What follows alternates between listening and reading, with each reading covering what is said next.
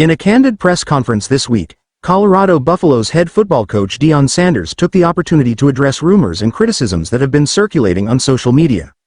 The most prominent of these rumors claimed that Sanders had instructed the Colorado band to stop playing the school's traditional fight song after touchdowns scored by his son, quarterback Shedeur Sanders, and instead replace it with Shedor's rap track, Perfect Timing.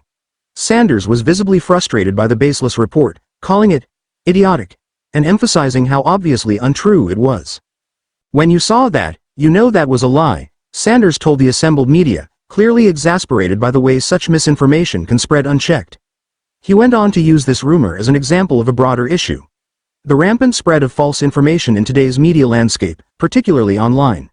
He warned about the growing trend of unverified content circulating widely without the backing of fact-checking or principled journalism. "We've got to start having some kind of accountability," Sanders urged, before taking a moment to acknowledge the work of seasoned journalists. "I'm thankful for many of y'all that take your job and your craft seriously, and consequently, you get facts before you run with false narratives. But please know that stuff affects people. Me, I'm good. You've been attacking me my whole life. But others, band members, Buffs faithful, alumni, they don't always know what to believe." In a time when public figures often find themselves at the mercy of rumor mills and social media narratives, Sanders made it clear that while he's accustomed to the attacks, those around him might not be as prepared for the fallout. He noted how quickly people often believe the first version of a story they hear, despite the dangers of misinformation. Sanders then hinted at his ability to retaliate with the influence he holds, but emphasized that he would never exploit his platform for personal attacks. "I have a huge platform," Sanders stated. "I could really get personal if I wanted to, but I choose not to because that's not right. Some things in life just aren't right. If we really wanted to go there, we could. But we would never do that. We weren't raised like that." Sanders didn't stop at debunking the banned rumor. He also addressed another online controversy involving his son Shedeur. After Colorado's loss to Nebraska last week, critics speculated that Shedeur had left the field early, suggesting he was abandoning his team. Sanders clarified that Shedeur had actually exited the game to receive medical treatment for an injury alongside another injured teammate. "These false assumptions were another example," Sanders noted, "of how quickly people jump to conclusions without knowing the full story." The Colorado Buffaloes, currently 1-1, are gearing up for their next challenge against in-state rivals Colorado State. However, they'll be missing some key players, adding another layer of difficulty to the matchup. Deion Sanders revealed that his son Shiloh, the team's standout safety and leading tackler last season, is expected to miss 2 to 3 weeks after undergoing forearm surgery. Shiloh was injured during the first quarter of last week's game against Nebraska.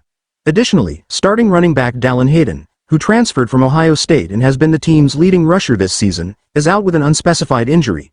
Defensive lineman Chidozie Nwankwo, a transfer from Houston, is also questionable for the game due to injury. Despite these setbacks, Sanders remains focused on the task at hand, reminding his team of the importance of resilience, especially after last week's loss, where they struggled with their running game and pass protection. "The benefit is you've got to get up," Sanders said. "Prayerfully, you learn your lesson from a week ago, and you've got to get up." However, with the loss to Nebraska, the level of scrutiny has increased, and Sanders is well aware of the intensified criticism. Still, he remained unfazed, comparing his situation to a long-standing struggle. "When you lose, you're going to be ridiculed, you're going to be prosecuted and persecuted. And I'm good. I've been on the cross for a long time, and I'm still hanging."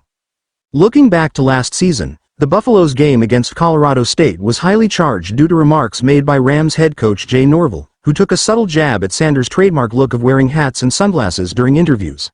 Norvell remarked that his own mother had taught him not to wear a hat and glasses when speaking to adults, a comment that added fuel to the rivalry. This time around, things have been quieter between the two coaches. However, a past controversy involving Norvell's wife, Kim, resurfaced during the press conference. In December, Kim Norvell had made critical comments about Shedeur Sanders on social media, which were later brought up again in the Coach Prime documentary series. When asked about it, Sanders showed no ill will toward the Norvells. In fact, he mentioned a recent off-season encounter with Kim Norvell, describing her as delightful, and indicating he wasn't looking for any sort of apology.